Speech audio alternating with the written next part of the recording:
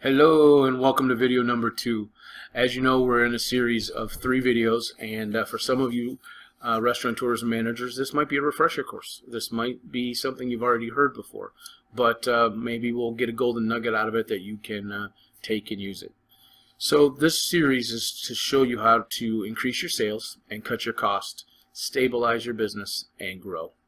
We want to help you work on your business, not in your business. I love that quote. So spend some time on the fundamentals and the finding out what the cornerstones truly are, so that our foundation is really strong and that we can turn up the heat and really bring your restaurant to the next level. That's where we're going with this situation. So we believe in cornerstones. So we talked about cost of goods sold. Tonight we're going to talk about break even, and we're also going to talk about prime costs. These 3 things, cost of goods sold, prime costs, and our break even, are what I consider the cornerstones of a successful independent restaurant. If you can master these 3 things, you can weather any storm. So let me ask you a question. Are you spread too thin? Are you working too much? Do you not have enough time with your friends and family? My biggest pain was, do you ever get to see your kids and spouse other than when they come in to visit you at the restaurant? When I owned my restaurants, the only time I would get to see my kids is when my wife or my nanny would bring in the children so they could have dinner and we could goof off for that hour. It was one of the most painful and most burdening things I've ever had to deal with. You know, competition's getting worse. Did another brew pub just announce that they're opening down the street. Here in Michigan, we have, it seems, brew pubs popping up everywhere. Just a little microbrew or a macro brew. And it just gets more and more and more and spreading our customer base so thin. Is there a new restaurant opening in downtown or in your neighborhood or in your strip mall that is just going to be fresh and going to be new and everybody's going to go run to it, so you're freaking out trying to figure out, how am I going to still make payroll when I'm going to lose 20% of my sales because they're checking out the competition? I mean, it's just getting overwhelming. You know, again, we mentioned that there's 2 sides of the business. There's the restaurant side and the business side. Some of you managers deal with the restaurant side day in and day out. You're dealing with food cost and menu planning and scheduling and cleaning and internal controls and inventory and special events. You got to plan them. You got to figure them out. You've got to do building maintenance. You've got to deal with customers, good ones, bad ones. You know, you spend so much time talking to them at the table trying to build rapport that you get spread too thin, and then your staff is pulling on you and you can't run a good shift. You've got food safety, you've got labor laws, you've got payroll cleanup. You know, people forget to punch in and punch out. You spend your time on your shifts just running all this BS, small, busy work, and you lose sight of the big picture, and, you know, it's rough. Then you've got the business side of things, and sometimes they touch each other, sometimes they don't. If you're a general manager or a managing partner or even just a manager in a small operation, you've also got to deal with your accounting and your payroll, your receivables, your taxes. I mean, you just did a big catering last weekend and they didn't pay the bill because the staff you sent forgot to get them to sign it. So all of a sudden you've got to go track down $2,000 and you're freaking out because you can't get them on the phone. You've got your facilities, your rents, your utilities, your power bills. You know, you got to keep all these things managed. Website, is it up? Is it down? Did I change my menu? I've got that party this weekend. Did I get it up? Did the emails go out? We've got our banking. We've got our cash flow. You know, are you looking at your online banking to figure out how much money you have? Or are you truly using an accounting system and a cash flow tool to track your cash? If you're just looking at your daily balance, you're not taking into consideration all of the checks that were written and then all the credit cards that are coming in, and you've got all this cash flow and you're praying for a busy weekend. I mean, this small independent restaurant stuff is so freaking hard. So right now we're going to segue away from this and go into what prime costs are. So sit back, and I'm going to bring up a slide and show you how to deal with prime cost. Hey guys, we're going to talk about prime cost. I turned off the video so I could share more of the screen. But prime cost is the lifeline that all restaurants must focus on in order to succeed. So I'm going to talk a little bit about how it's built and why it's so important. Well, you've got your sales, you've got your food cost, bar cost, labor cost, and restaurant supplies. You total all of them together, and that are your total costs, also known as gross profit if you're talking accounting. So in this scenario, we had food sales of $52,005, or 75% of my total sales. My bar sales were 25% of my $70,000. So I ran a food cost of 31%. I ran a bar cost of 30%. I ran a labor cost of 32% with taxes. And I ran 3% restaurant supplies. So I ran a 66% prime cost.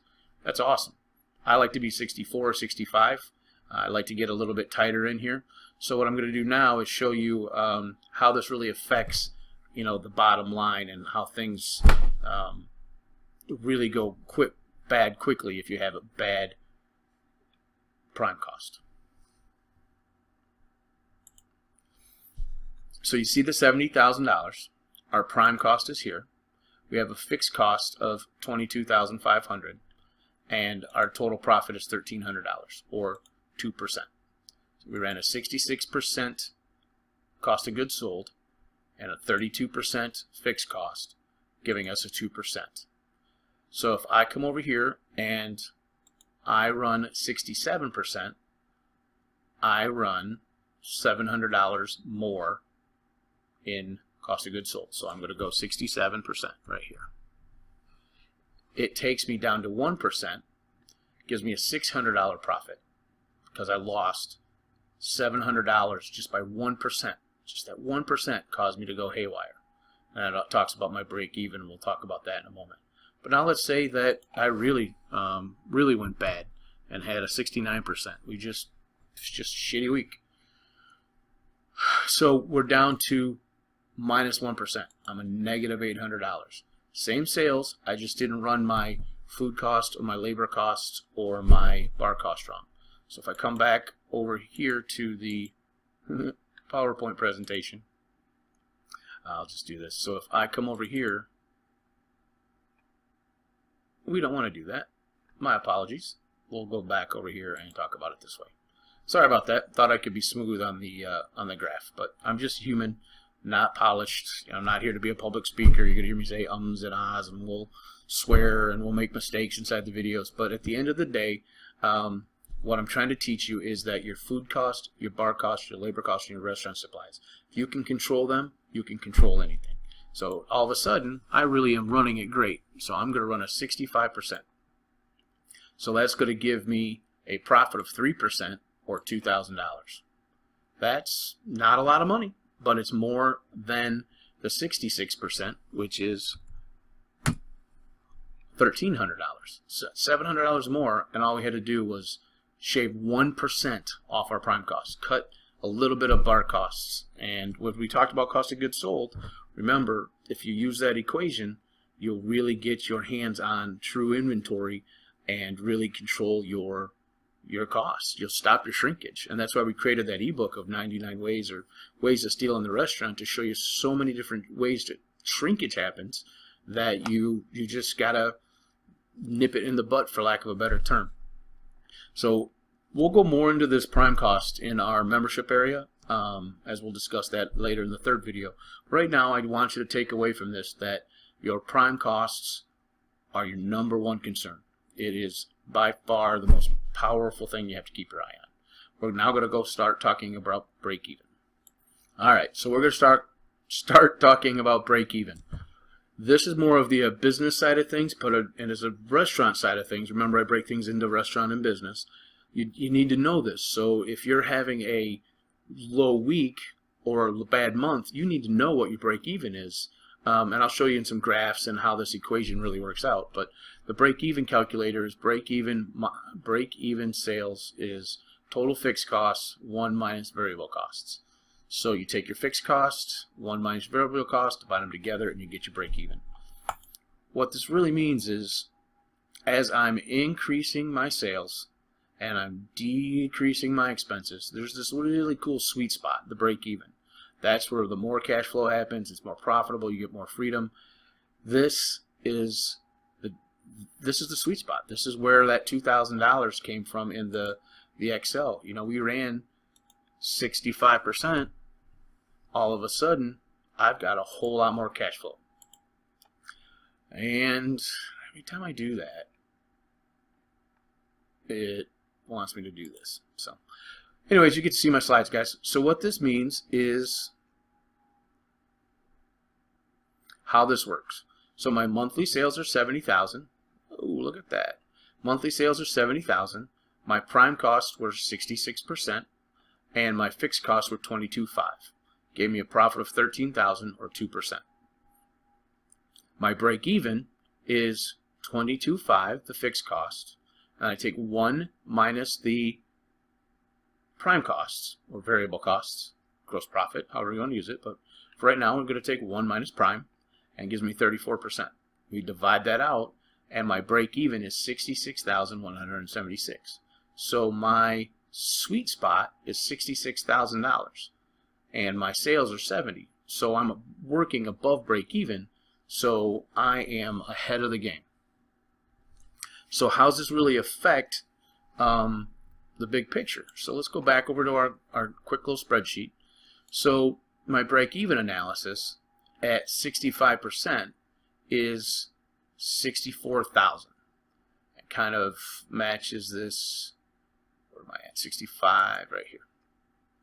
So when I come in here and change my 60 to 66%, I have a break-even of 66,176. 66,176. And again, that break-even is fixed divided by 1 minus prime. It gets me that. Well, if all of a sudden I'm running bad again, I hit 68, well, not only am I at a $100 loss, no profit, it's because my break-even is now at 70,302. It's more than my sales. So I'm busting my ass for nothing. So really, if I really have a bad week or month and I run a 70% prime cost, I mean, I missed it by 4%. It doesn't seem like a lot, 4%, but my break-even 75,000. That's 7,000. Sorry, guys, that's $5,000 more than my sales that came in that month. That's nuts. And as you can tell, for every percentage that I go up, I lose $700 in profit. And it just keeps dwindling from there. And my break even, it's even worse. So as I'm doing really good, I'm at 64,285, and I got 66%. I goes up to 66. That's a $1,700 jump, and then an $1,800 jump, and a $2,000 jump. It's proportional. So if I'm running a 67% prime cost, I have a break even of 68,000. Well, that's $2,000 more than I was at 65%. If I miss at 66, maybe 65. But the point is, for every percent it goes up, I really have to bust my ass to get more sales. And if I lose, I'm jumping ahead, but shrinkage, if I've lost $700 in profit because I ran a 66% prime cost instead of a 65% prime cost, 1% cost me $700. If my average per person is $2,200, if my average per person check average is 22, I got to bring in 31 new customers just to recover that $700. As you can tell, this prime cost is ridiculous. This is where you make it or break it. This is where the professionals play. This is where the big dogs roll, and they really get the fact that they've got to hit their food costs and their, I'll take it full size again for you guys.